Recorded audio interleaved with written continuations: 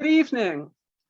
I'm Beth Radow, Issue Specialist for the League of Women Voters of New York State's Committee on Energy, Agriculture, and the Environment. It's great to have you here, especially on today. History was made with the Senate confirmation of Ketanji Brown Jackson as Associate Justice of the United States Supreme Court. It's exciting, and we wish her Godspeed. Welcome to our program on tackling the climate emergency with guest speakers who are environmental specialists from Environmental Advocates of New York. Tonight, you will get an overview of the Climate Leadership and Community Protection Act of 2019 and the process of implementing this landmark legislation intended to shift New York away from dependence on fossil fuel across all sectors, including energy sources for electrification, buildings, infrastructure, agriculture, transportation, and waste. To put this into context, the United States accounts for approximately 5% of the world's population and is the second largest contributor to CO2 emissions, comprising approximately 11% of the global total. New York is the fourth most populous state, accounts for approximately 6% of the nation's population, and is responsible for approximately 3% of the nation's greenhouse gas emissions, ranking ninth among other states. Climate impact includes direct and embedded fossil fuel we bring into the state, such as fuel, the energy used to produce, package, and transport into New York our products, build our structures, and so forth. As you listen to tonight's presentation, take note of how these categories involve the town where you live and your day-to-day lives. Our speakers are Environmental Advocates Executive Director and Climate Action Council member Peter Awanowitz, Director of Climate Policy Connor Bambrick, Deputy Director Kate Carrera, and Campaign Associate Tianis Coffey. I want to extend my thanks to League of Women Voters of New York State's Executive Director Laura Bierman, Deputy Director Erica Smitka, League Organizer Millie Chervinsky, League Webmeister Deborah Drake, and Environmental Advocates Tianis Coffey for coordinating the logistics of tonight's program.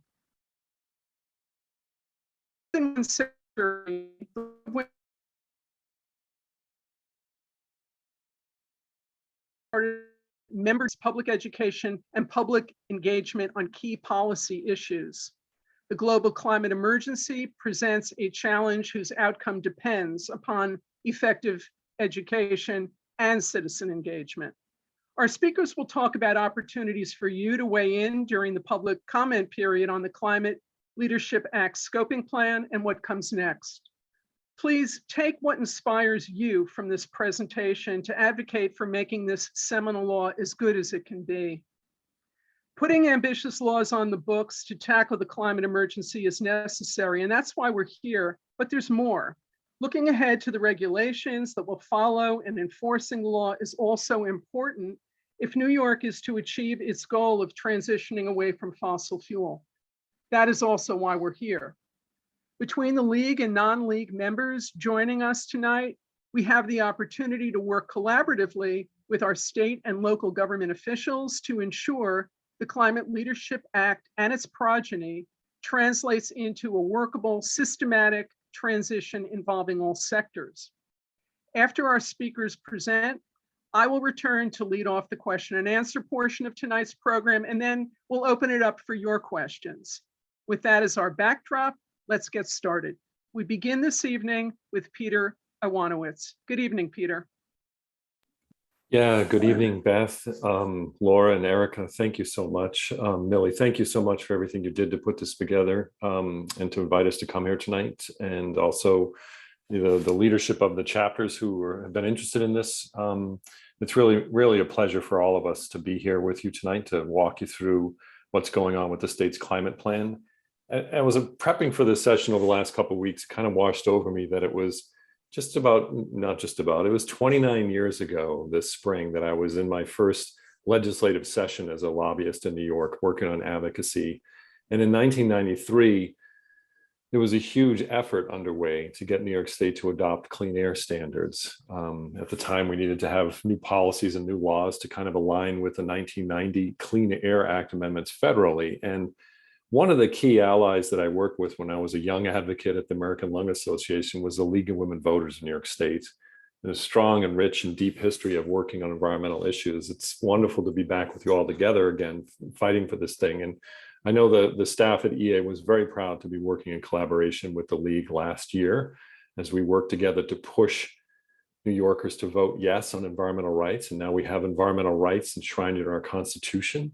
And I was looking at that just earlier today for another reason. And there's just a beautiful parenthetical that's added to environmental rights that kind of sums it up for me is added by a vote of the people, November 2nd, 2021. If you can go to the Constitution, look at those parentheticals of when the people decide, we would like this, we want these rights, we want them enshrined in our Constitution. And for me, that early work as a lobbyist fighting for clean air, both indoor and outdoor, with Barbara Bartoletti, the indefatigable leader of the League's legislative efforts for so many years, on outdoor air pollution issues and indoor air pollution. It just really sums up of just what a wonderful organization the League is. And it's a pleasure for me to be with you again here tonight. So thanks again. Why don't we jump in? I'll grab the first slide and we'll kind of walk you through a little bit of the ins and outs of the climate law, as well as we may call it the scoping plan, but essentially you just need to understand that there's a draft plan out there that's going to get us from where we are today to essentially an economy that is completely off of fossil fuels, powered by clean renewables by 2050. And let me just say that the title slide said the nation needs New York, and I can't underscore that enough, because we've all seen the Biden administration and congressional leaders and how they've been stymied in their progress. You know, we had a lot of hope that we'd see a lot more action right now, and clearly they've been stymied in their progress.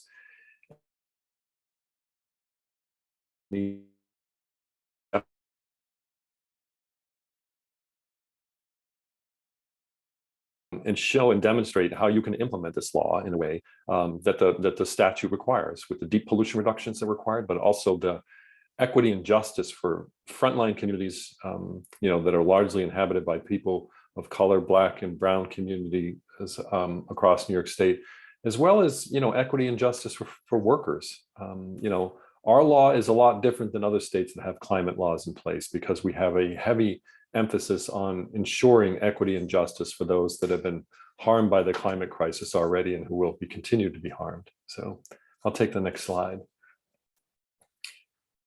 So all of this flows from an amazing piece of legislation that was adopted into law in 2019, and that was the Climate Leadership and Community Protection Act.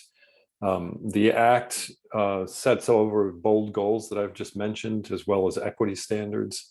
It essentially achieves a level of pollution reduction such that we are going to have to move entirely away from combusting fuels to power our energy systems, for electricity to heat our homes and to move our vehicles.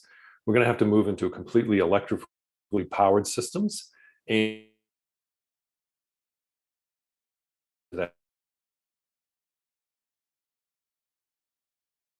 the law also created something called the Climate Action Council, a vessel, if you will, of different interests inside and outside government, to essentially meet one big, large statutory mandate to develop a blueprint for how we're going to get from where we are now to where we need to go.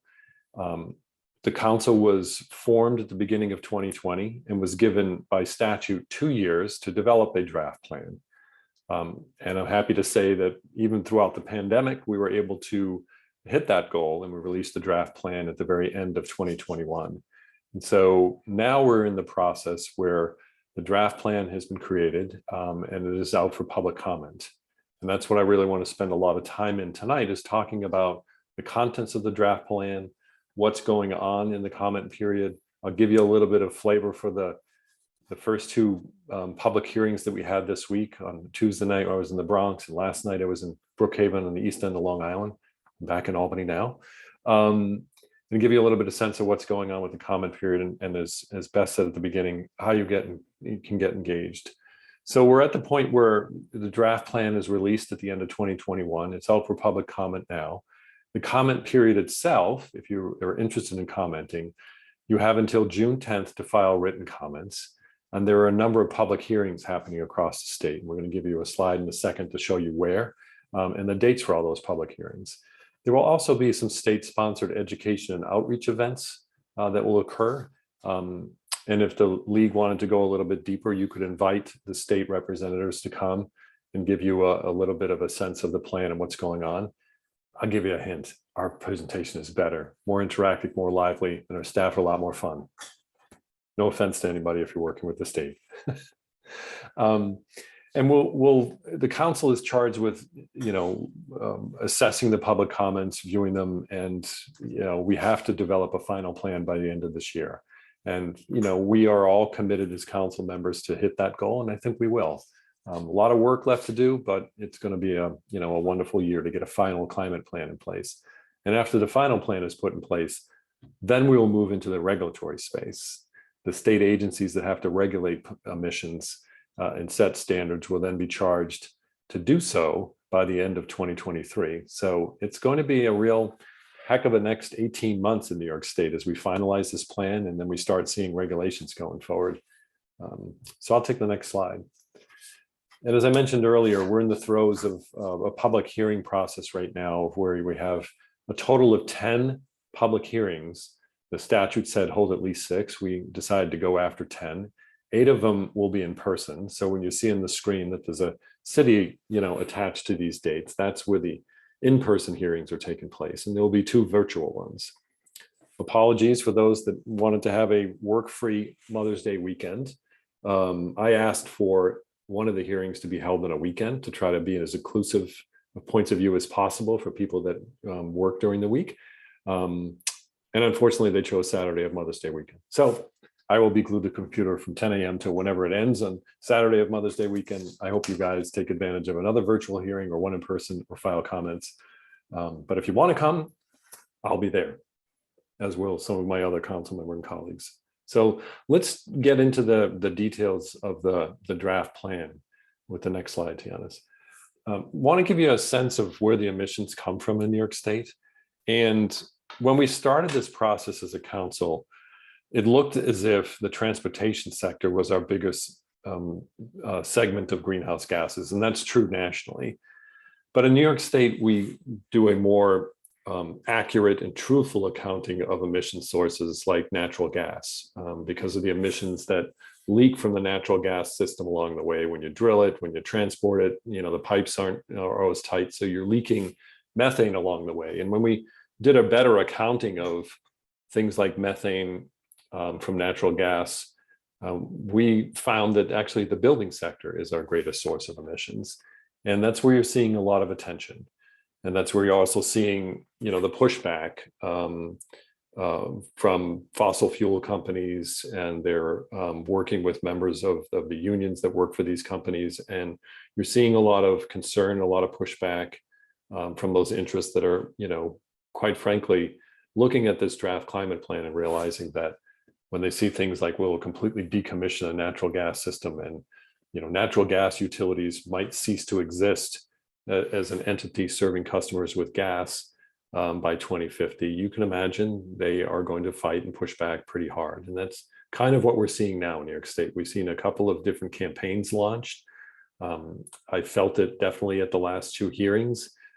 People are taking sort of like talking points and coming to the hearings and expressing some concerns, but there's a lot of misinformation that's out there about what the plan does and how fast we're going to go. So I think the plan is big and bold, as we'll get into the sectors in a minute, but I think it's obviously going to, challenge the status quo of how we go from where we are now, an economy that's highly dependent upon fossil fuels, to where we'll need to be in 2050 if we want to, address the climate crisis in New York, which is an economy devoid of fossil fuels.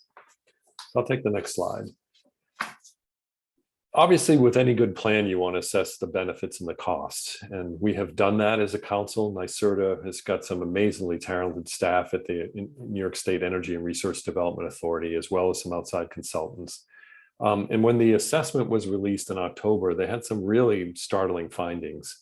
And on this slide, you'll see a couple of them. And I want to just sort of dwell on them for a minute, because This slide to me brings me back to my early days at the American Lung Association, when we talked about preventing deaths and improving public health. And if you look at the graphic here, there's a huge amount of benefits that will accrue as we get healthier, as we have more livable and walkable communities, and as we reduce the pollution from fossil fuel combustion. People are going to live healthier lives. There will be fewer people getting sick. People with asthma will have fewer asthma attacks. There will be fewer seniors dying prematurely due to lung disease or cardiovascular disease, and we will have an overall healthier population. Now, the industry would like you to kind of just either ignore this slide, or they're sort of fomenting a lot of opposition to this, saying that the data is faulty. There's no way this could be true, kind of denying the very real benefits. But as history is our guide, when you look at the amount of economic growth that has happened since 1970 with the Federal Clean Air Act, we have seen the economy grow. It's, a little bit wobbly now, but over that 50 some odd year period, the economy has grown while emissions have been slashed. So there's been a systematic sort of decoupling of environmental standards and economic growth. You can have a healthy environment and achieve a growing economy. So when you look at benefit and cost slides like this, understand that this isn't just unique to the climate plan. We see this time and time again. When you reduce pollution, people get healthier, and the benefits accrue in terms of lives saved and fewer people getting sick. And I want to just dwell on one thing. I know it's not great to read the PowerPoint slide to your audience, but I'm going to do this one anyways. This is really important, that top bullet. The cost of inaction exceeds the cost of taking action by $90 billion. So basically it means it's more expensive to us as New Yorkers to ignore the problem and not act than if we take the measures of electrifying our homes, our businesses, our vehicles, and completely removing fossil fuels from the electricity sector. It's better for us economically if we do it that way. And just two more words, you can advance the slide, Thomas, but two more words here. When we talk about health benefits, it's simply this: fewer people getting sick means fewer copays on your insurance when you go to visit the doctor, fewer dollars spent for pharmaceuticals. And it's an easy thing that gets lost. We talk about public health, the benefits are wild, the industry doesn't want you, but that's what it boils down to, is fewer people getting sick and dying prematurely and less money being spent on being treated for illness and disease. Let's just start to walk through sector by sector right now. So our biggest source is going to be my first slide, obviously, with the buildings. And under the scoping plan and the climate plan that's out there, 85% of buildings need to be electrified in New York State by 2050. We'll probably see it get closer to be 100%, but at the bottom line, we have to get 85% of the buildings that are in New York State right now running on electrically powered systems, not combusting fossil fuels in their basement or in the building at all. And two other things about the building sector: you have to think about the appliances inside. So the plan envisions that by 2035, there won't be any new gas appliances. So gas stoves and kitchens and other appliances will also have to be electrically powered and driven rather than be running on gas. So it's not just the buildings themselves that have to be powered by something other than fossil fuels. It's the equipment inside. Think about furnaces in the basement. So by 2030, there won't be an option to replace your furnace with a natural gas or an oil or a propane furnace. It's going to have to be electrically driven systems if we're going to meet our pollution reduction goals. And there's also a huge emphasis on ramping up how fast we can move new construction off of fossil fuels. And Connor will talk a little bit about the legislation that's out there. The governor attempted to do some things in the budget that we were supportive of. It fell short. But the plan also lays out there, and this is where the governor jumped off from, was the plan says that we need to stop new residential construction from having fossil fuels starting in 2024. And this is because, the climate law requires us to cut all of our emissions 40% by 2030. So we need to do deep modifications in all of our new stuff starting a couple of years from now. We don't really have any time to waste if we're going to hit that 2030 goal. So that's why you're sort of seeing all this angst and opposition come forward, because these proposals are happening now, and the pollution cuts that we need to start achieving have to start happening today as well. So we have a big target in 2030 to hit. I'll take the next slide, please, Tiana. The next biggest sector obviously is transportation, and the scoping plan that's out there really envisions that New York State moves all of its vehicles to electrically powered by 2050. And indeed, in the short term, by 2030, we need to dramatically shift the percentage of vehicles that are on our roads to electric. So in 7.5 years, this is the scale of change that we need to see. Right now, for the passenger vehicle fleet, just about 0.5% is electric. 0.5%. By 2030, that has to move up to 33% being all electric, and not just new, all passenger vehicles. So old, new, so we have a huge amount of transformation that's going to happen in the next 7.5 years. And it's really going to usher in a lot of changes. I'll just full disclosure, I bought an electric vehicle in June. Love it. Can't see myself driving a gas powered car again. I'm happy to talk to anybody about range anxiety. I'll just give you one quick anecdote. Yesterday, I charged in Riverhead, Long Island. I went to the hearing. I continued my drive home on that single charge. And when I got back to Albany, I still had 100 miles worth of range. So yes, we need charging infrastructures out there, but electric vehicles are pretty high technology vehicles now. It's been a while since I concerned myself with gasoline prices too, which has been nice to have an EV to deal with the volatility and not worry so much about it. I'll take the next slide, please. Just a couple more sections I want to touch on, and then we'll sort of, I'll pass it on to my colleagues. They can go a little bit deeper. So the electricity sector is pretty straightforward. I mean, there was things that the plan had to look at in terms of reliability of the grid, and how fast we can move things over. But really, it's the law that is driving the change here. So written in law is that 70% of our electricity will have to come from renewable sources, which is wind, solar, and hydro, by 2030. So 70%. And the state agencies say that with everything in the queue, we probably will hit that goal. There's no margin for error. We need to have the massive build out of offshore wind. We need to see the development of solar that's going on. We need to see more community solar and rooftop solar happening. But based on what's in the queue, they think we can definitely achieve 65%, and there's more coming. So hitting that 70% renewable electricity goal by 2030 is doable, but it's going to require a deep commitment on the part of government and industry working together, particularly to harness the energy from offshore wind. I just have to mention that the law also has a strong requirement in the statute that says by 2040, all of the electrons coming to us have to come from sources that have zero emissions.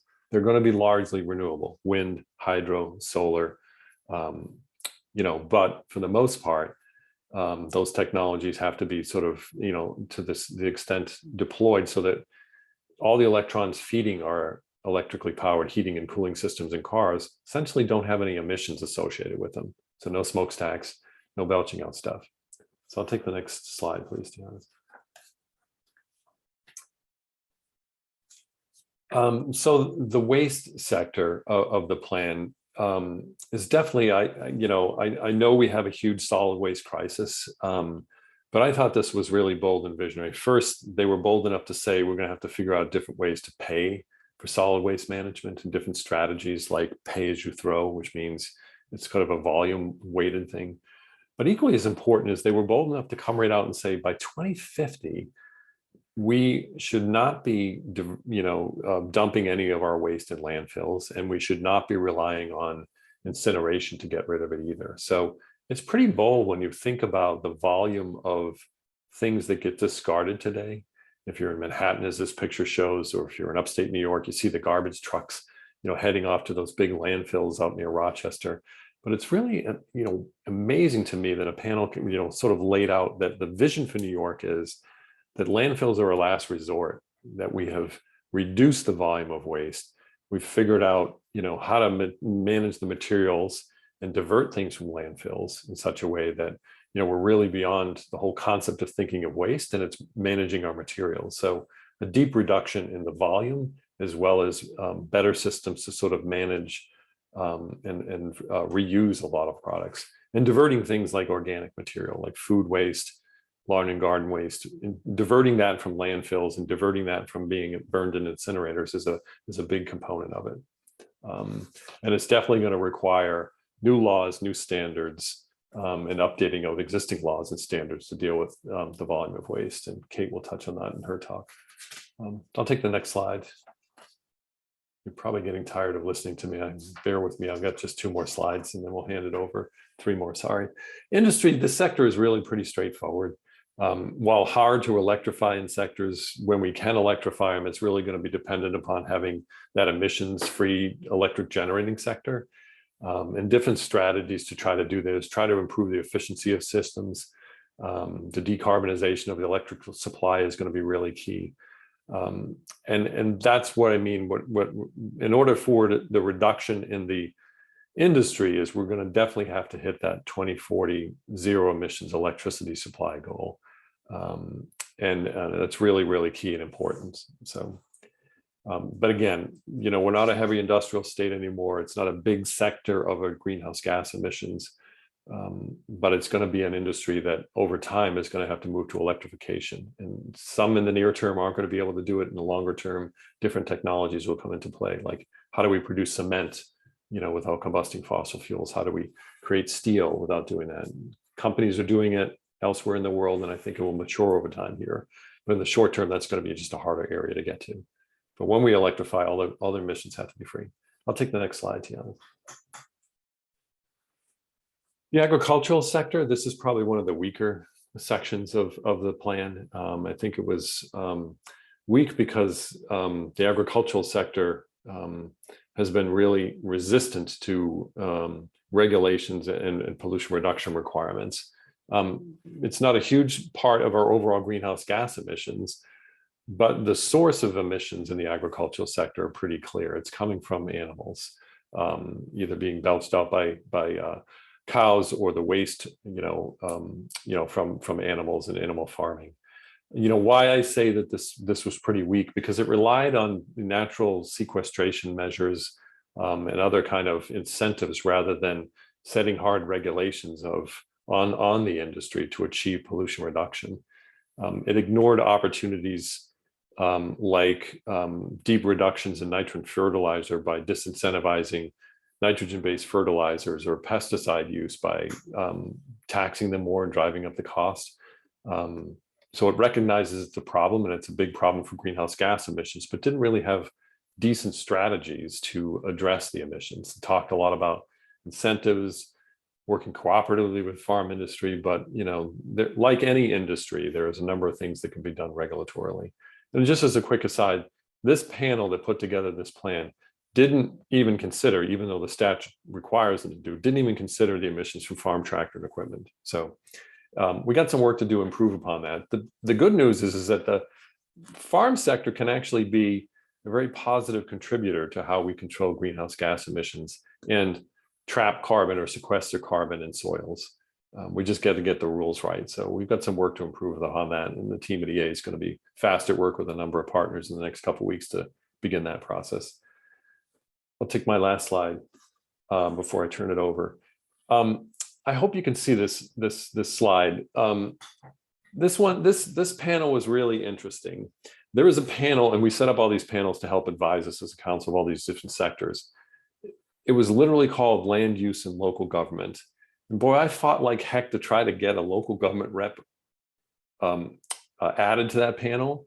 But the former governor that came just before Hochul, he wasn't so enamored with local government leaders and didn't want them anywhere near making decisions about what should be in his state climate plan. So we weren't able to get local government reps to sit on the panel, even though it's really important. And if you can read the highlighted text there, this is language on this slide that is excised right out of the climate plan. And it acknowledges that local governments are going to play a very big role in the success of our climate law. And there's things about creating data dashboards to help them reduce emissions. There's a lot of help needed for them to sort of understand how to manage energy. But what is sort of missing is the whole understanding that local governments control land use, they control zoning, Many of them can adopt comprehensive plans to set this charted this vision going forward. But there really have not been a partner and an ally with state government as of yet to make sure this law is successful.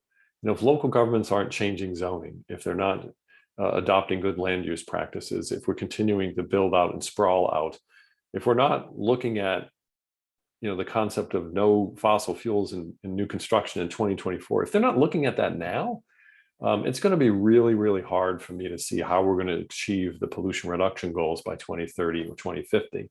So it's a key area that we really need local governments to be a big partner on. And this is where a lot of it will get real. And to maybe sort of jump into the question already, Beth, what can people do and how can they act? If you're engaged at the town level, this is a great time to be talking to town board members, village council members, county legislators, city officials and city council members, so asking them how much they're internalizing what this state law is going to mean as they implement land use changes in zoning and perhaps contemplate a comprehensive plan. So there's lots of levels of engagement that are out there. And I think engaging with local governments is a real key one. I'm going to turn it over now to my colleague, Connor Bainbrook, who's our Director of Climate Policy, and he's going to walk you through you know, a little bit of a sense of, okay, so what's happening right now? What are the pieces of legislation and things that the league chapters can get involved in between now and the end of the legislative session? So Connor, welcome. Thank you for being with us tonight.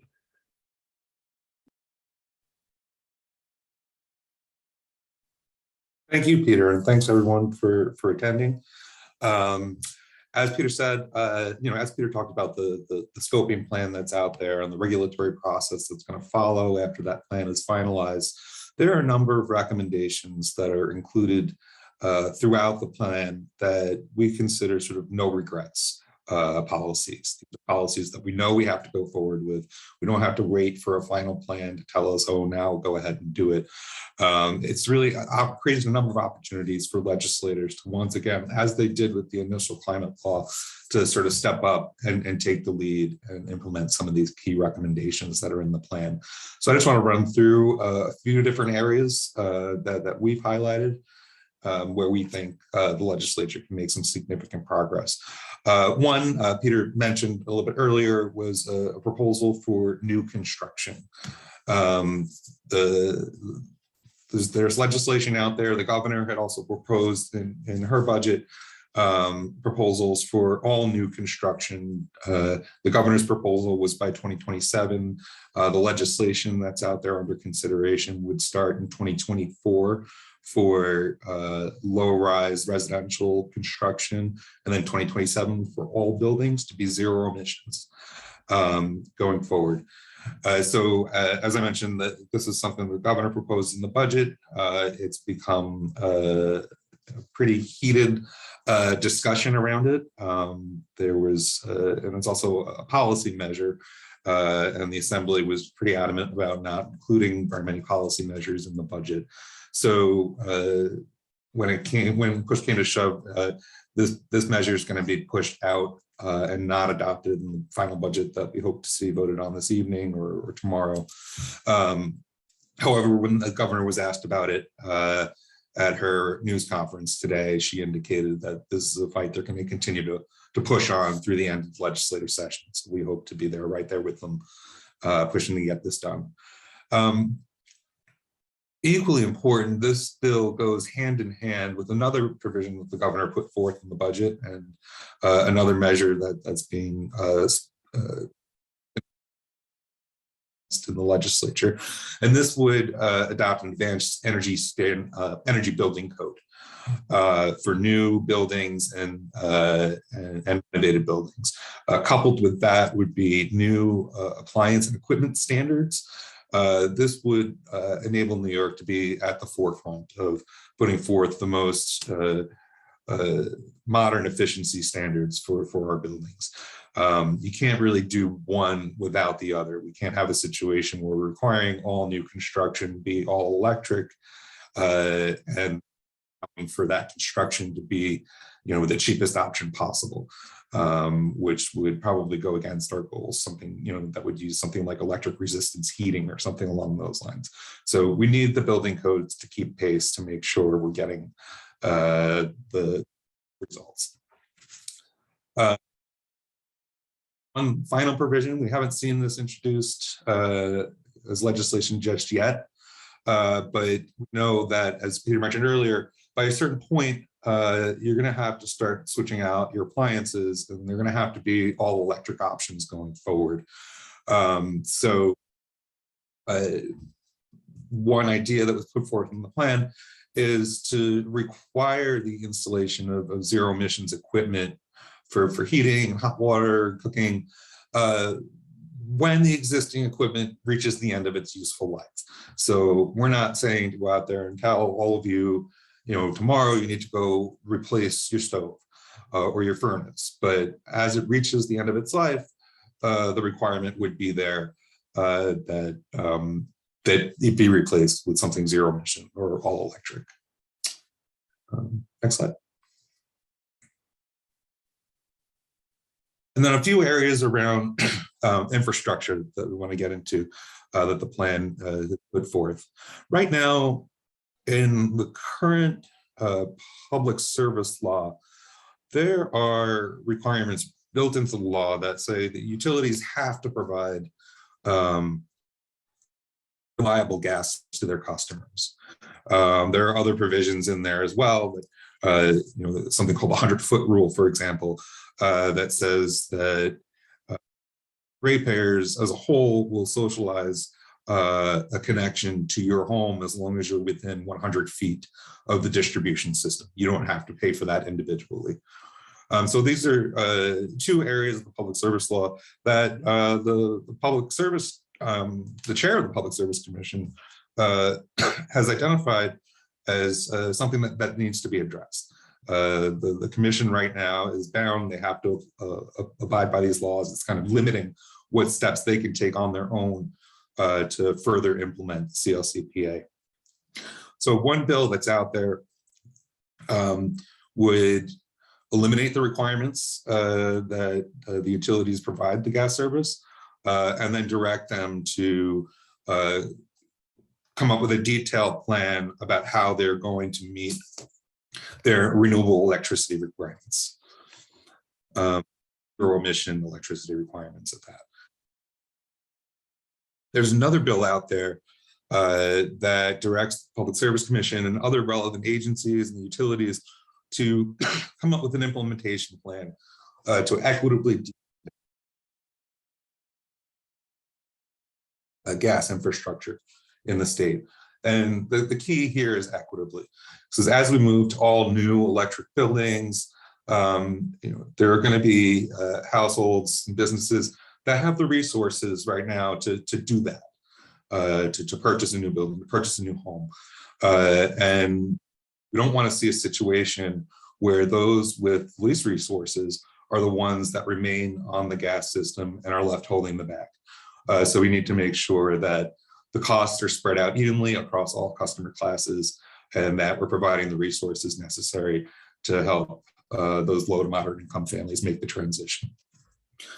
And then finally, what I think is a really common sense piece here is to just eliminate any incentives and subsidies that are currently being offered either through the utilities or through NYSERDA to encourage the purchase of new gas equipment.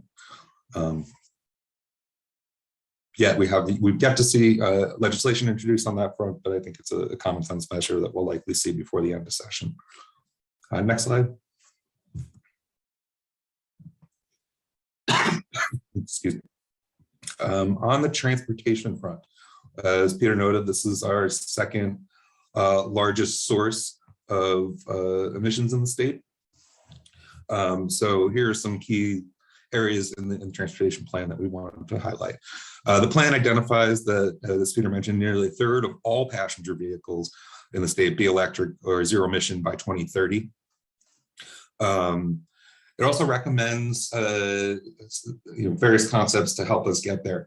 One would be what what the plan calls a fee-based program.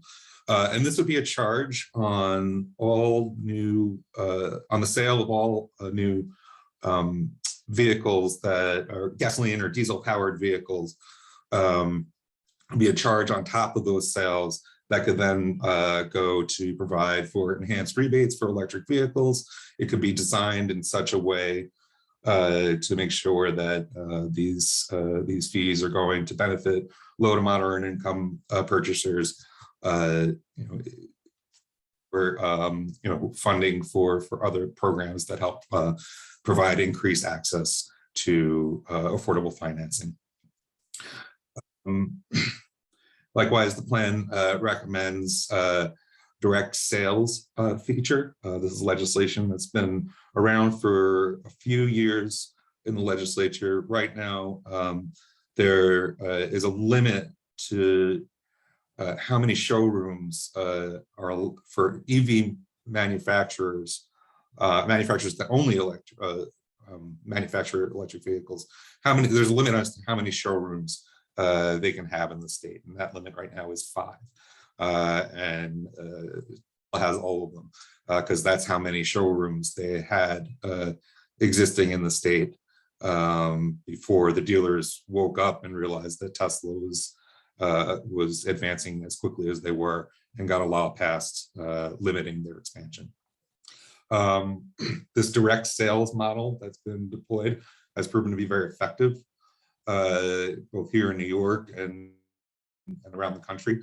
And there's a recommendation that we open it up, remove this obstacle, and allow electric vehicle manufacturers to do direct sales throughout New York.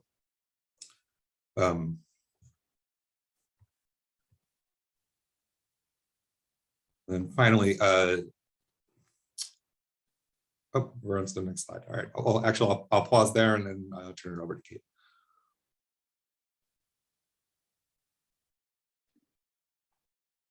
Great. Thanks, Connor. And thanks, Peter. And thanks for having us. It's always a pleasure to join the League for these events. So just going to chat a little bit, just one slide. So we're almost at the end. We'll get to questions because I'm sure there are plenty on the waste section of the chapter. And, Peter already kind of outlined, it has some pretty strong visionary goals.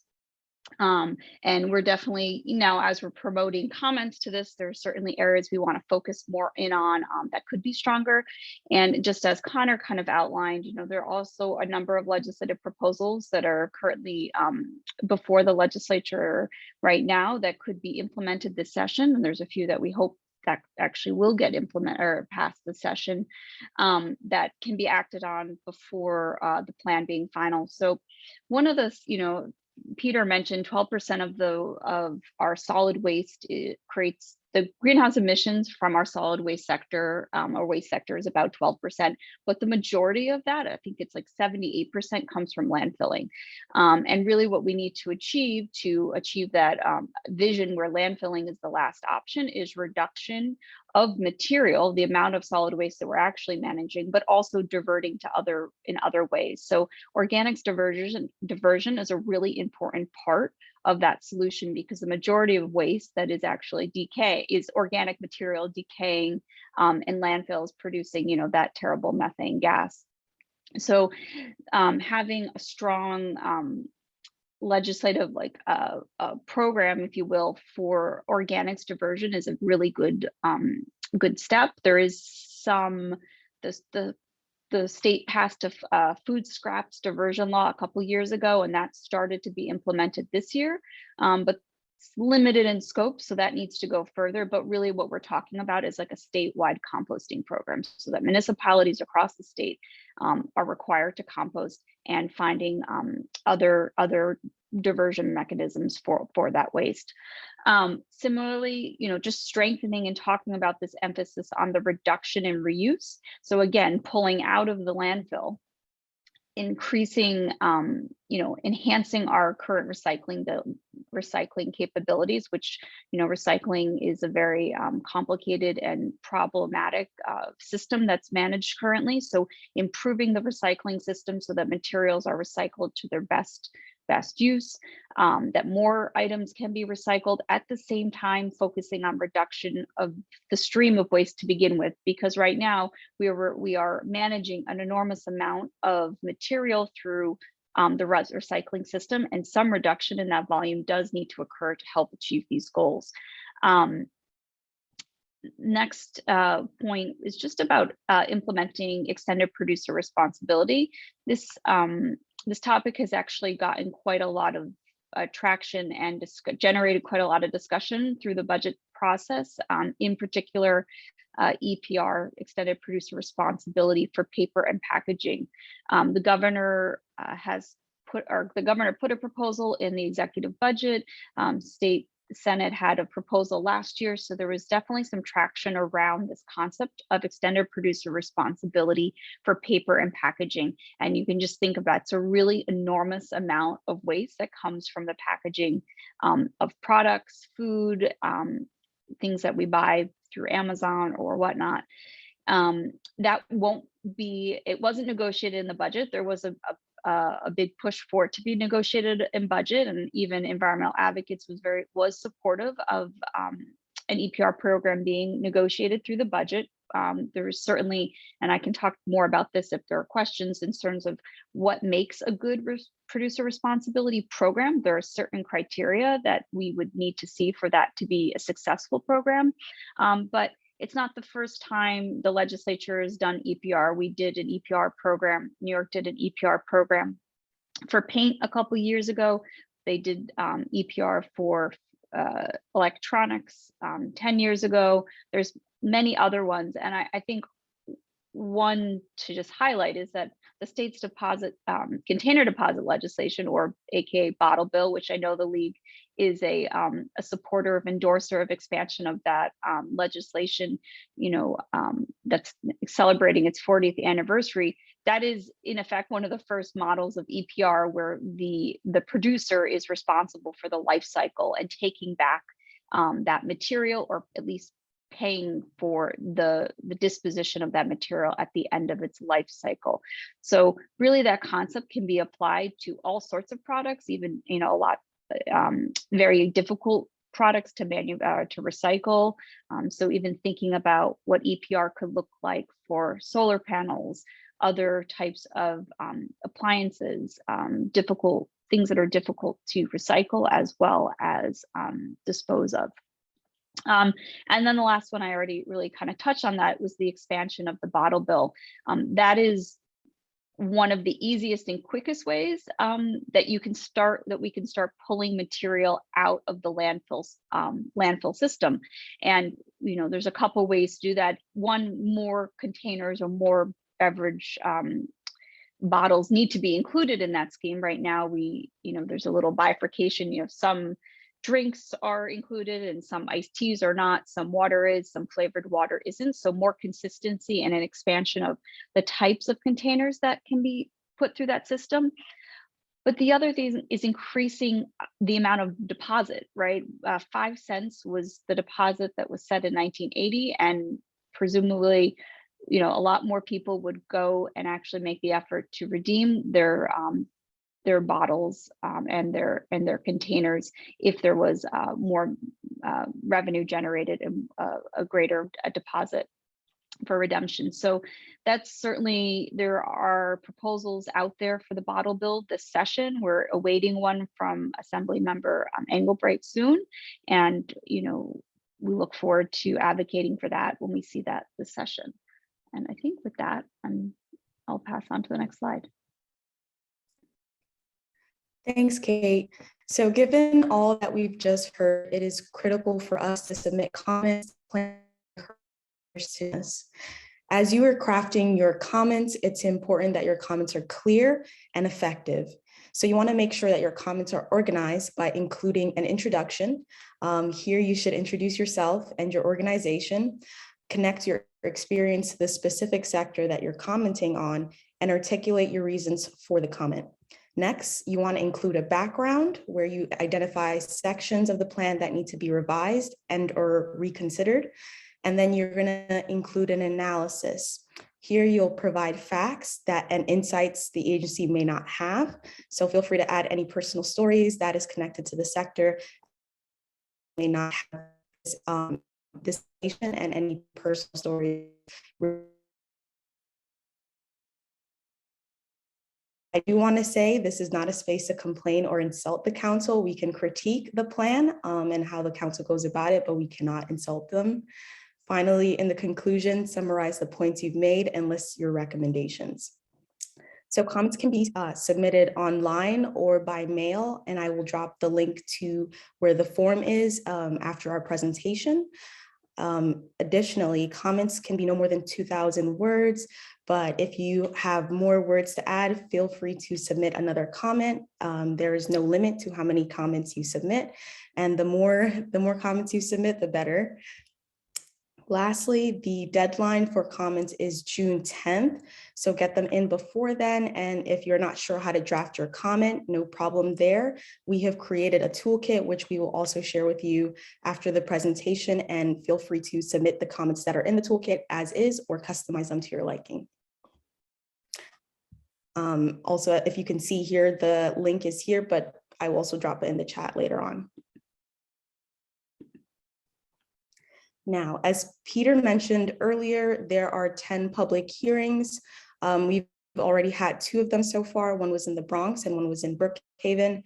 I testified in the Bronx, and some tips that I would share with you would be that you should prepare your testimony in advance.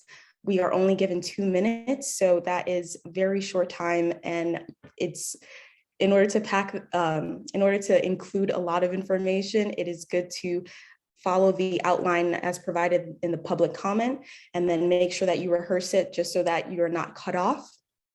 In your testimony, you want to include your name, your town, how the specific sector affects you and your community.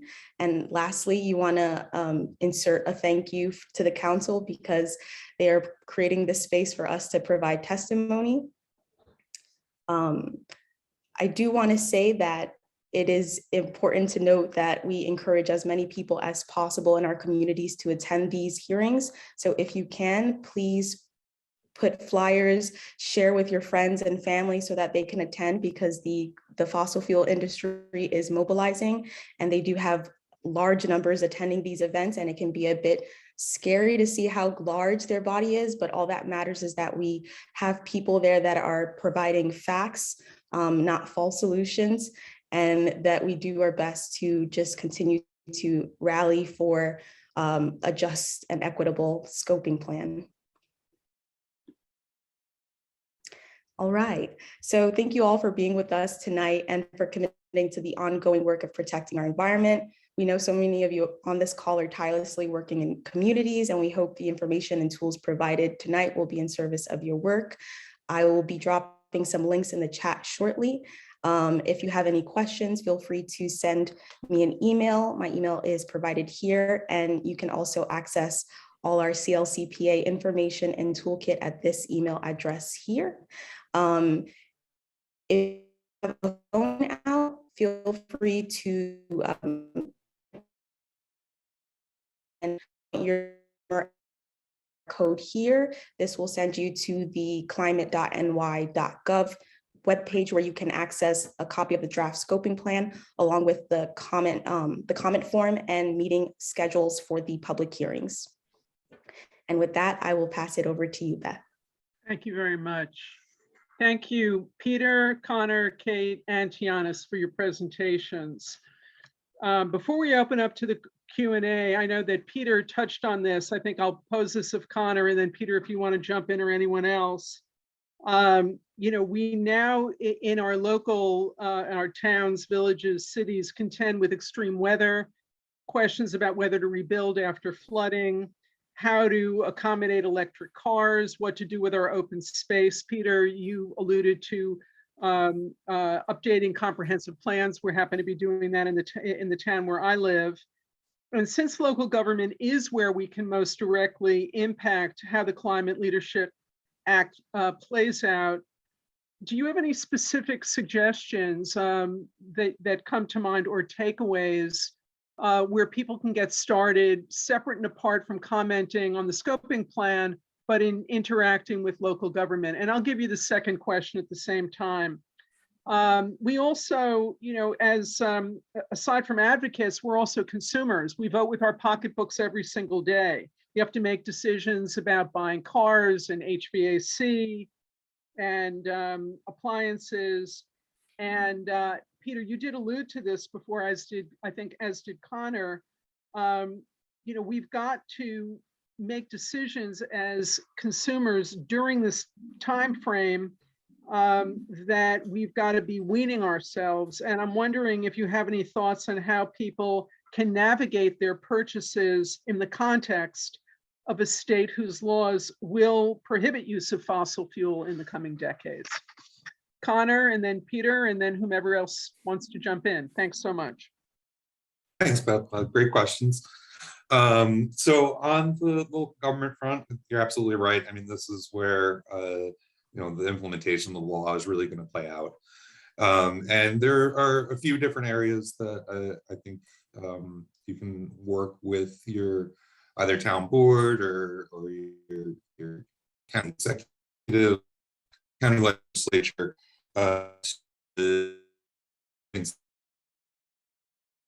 community. There are two programs in the state right now that sort of help guide these types of activities. There's the Climate Smart Communities program at DEC, which there are many communities that have opted into around the state, but there are different steps and levels to that program. One, you can pledge to be a climate smart community. That's the first step. And in pledging to do so, you commit to a number of different areas like you described, land use changes, commitments to renewable energy, electrification of your vehicle fleet, stronger building codes. And then there's actually following through on that pledge and doing that. And in doing so, with each milestone, you can get varying levels of certification. And with that comes technical assistance and potential for grants and other resources from DEC to help municipalities really work towards their goals. The other program that's out there is run through NYSERDA. It's very similar. It's Clean Energy Communities. And very similar to Climate Smart Communities that kind of work hand in hand together. When you commit and implement certain actions that would qualify you to be a clean energy community, like the examples I gave before, you get access to technical assistance and funding through NYSERDA. One of those pieces, one of those commitments a municipality can make would be adopting the New York State Stretch Energy Code. This is, as mentioned before, there was that state legislation to adopt advanced energy building codes. One area where local governments can go further is they can adopt a more aggressive energy building code than what the state's minimum is. And so NYSERDA has developed what they call the Stretch Energy Code. And this is the guide that will allow for, and they've developed a whole toolkit and a guide to help municipalities go about implementing that and enforcing it. A couple of other quick areas I'll touch on.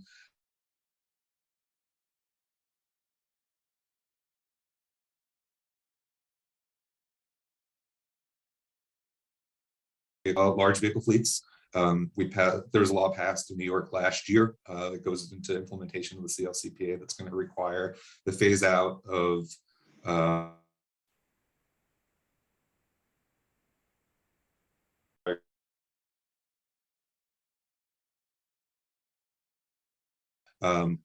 plan for that. Likewise, school districts as well. They can't be expected to do it all at once, but as vehicles are aging out over time, local governments need to be able to replace those vehicles with electric vehicles and to make sure that they are also having the corresponding infrastructure put in place to charge those vehicles and to fuel them. So one area that we've found to be successful is just working with local government leaders and getting them to make a commitment to transition their fleet to fully electric by a certain date, and then to come up with a procurement plan that sort of hits incremental goals as to how they're going to get there. So you don't find yourself coming up on 2029 when you've made a 2030 commitment and realizing, oh no, we're going to fall short. Likewise with school districts, we should be doing the same. From the reports I'm hearing back on the state budget, what we're going to see passed in this year's state budget is a mandate that all new school bus purchases be zero emission by 2027, and that entire school bus fleet, all 50,000 buses in New York, be zero emission by the year 2035. Hopefully there'll be resources attached to that to help school districts make that transition. There's a bond act that's also going to be updated in the budget that's going to include $500 million for school buses and related infrastructure. That bond act still has to be approved by the voters in November, so that's still sort of up in the air. But it'd be good to start working with school districts now to make them aware, to get them to sort of go through that planning process that they're going to need to go through, because 2027 is not all that far off. So those are some areas I think, there are prime opportunities to work with local governments on. On the consumer side of things, the plus side of what we're seeing with these zero emission technologies, be it a leaf blower or induction electric induction stove, they're much more efficient. And by making that switch, you're ultimately going to be saving money as you go down the road. And the payback time is getting quicker and quicker as these technologies evolve.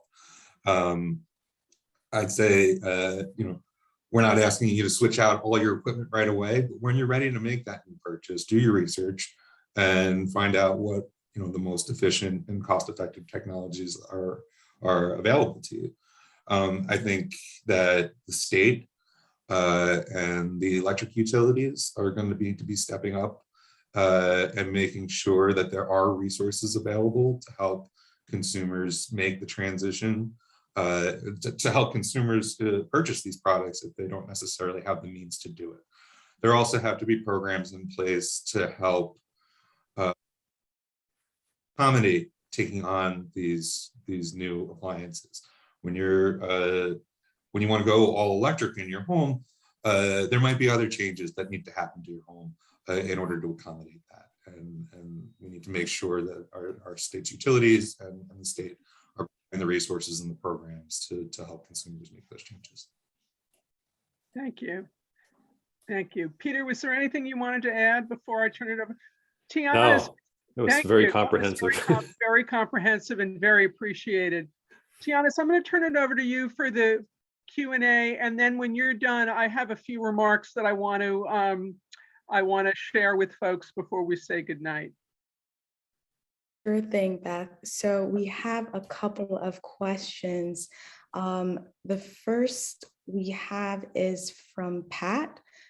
Please comment on the SLFG recovery and use program that has been in place for decades in New York.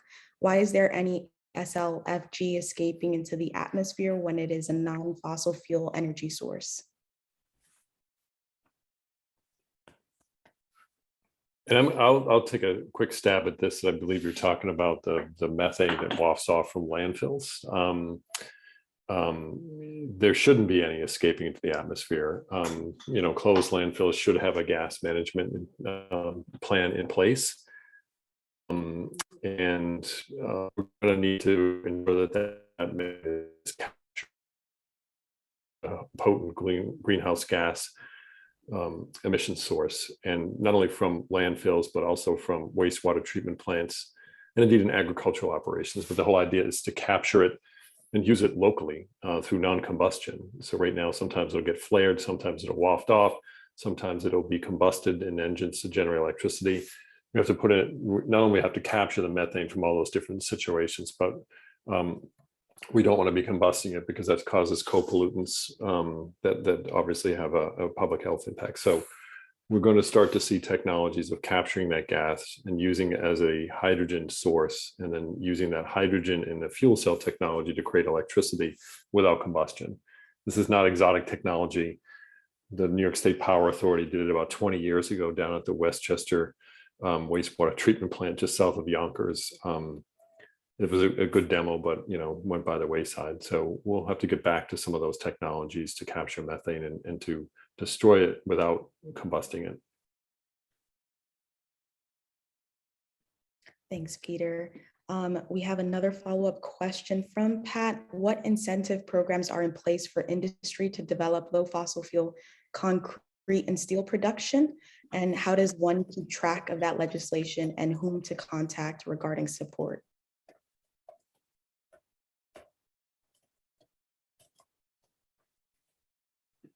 I can take it. I don't have a sense of what the specific programs there are out there right now. I do know that NYSERDA does have some industrial level programs that these types of entities could potentially take advantage of, but I'd have to do a little bit more research as to what might be covered. The New York Power Authority also has programs out there for their customers, their large industrial customers, to help them become more energy efficient. Thanks, Connor. So we have all the questions answered for, oh, we have one more. Okay.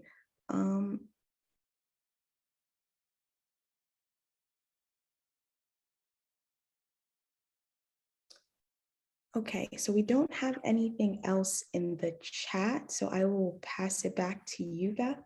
Okay, there was one question I saw. One of our guests was asking whether or not it's possible to access the slides afterward, and I'll pass that momentarily back to you. I don't know what how that works. Aha, okay, great, excellent.